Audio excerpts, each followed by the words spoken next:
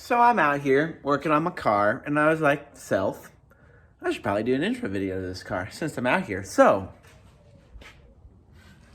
say hello. This is my 1966 Dodge Coronet 500 with white wall tires, which we love. I got them off of 47 Packard, and I regret nothing. So, this car was a factory 318 Poly, which was like the discount Hemi, which was really nothing special.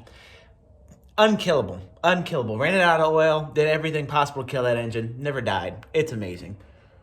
But it's slow and it's heavy. It was also a factory automatic car, which I wanted a 67 big block 4-speed car. This was none of those things. So I made it one. The big reasons I bought this one was it is a factory console shift car. There's what's left of the console. Bucket seats and factory air conditioning, which I thought was super cool. Also, it's two-tone. So, had to have it. Put a gas tank in it. And then I bought I should have done a 440. I should have done a 440. So if you want to comment about how I should have done a 440, I know. But I did a 383 because 66, the biggest option engine was 426 Hemi, which I cannot even afford a piston out of one of those, or a 383. So I got, even though everything else is not year correct, I wanted a 66 year correct block. So I have a 66 383 out of a Dodge Polara that I put in here, and I did 906 440 heads that are ported, polished, stainless steel valves, roller rocker arms, aluminum intake. I'm gonna do an HEI ignition. I put a windage tray. It's got a forged crank, forged rods, forged aluminum pistons. I'm looking at it, so I'm trying to remember everything that's been done to it. Chrome valve covers, because we all know that those add horsepower. And my personal favorite. My buddy Logan did literally all of the work, and I just dreamed it up. A custom air cleaner lid. It says 383 4-barrel. So in the 60s and 70s, an actual 383 would have had a little lid that said 383 4-barrel, 383 Magnum, whatever. So I wanted that too, so I made my own. And there is the 383.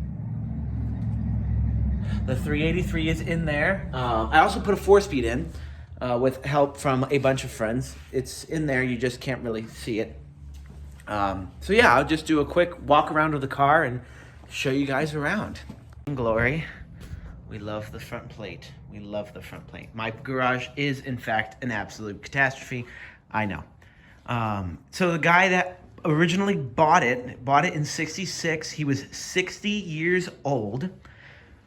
I know, it's a storage unit right now. It's the worst thing that could have possibly happened to this car.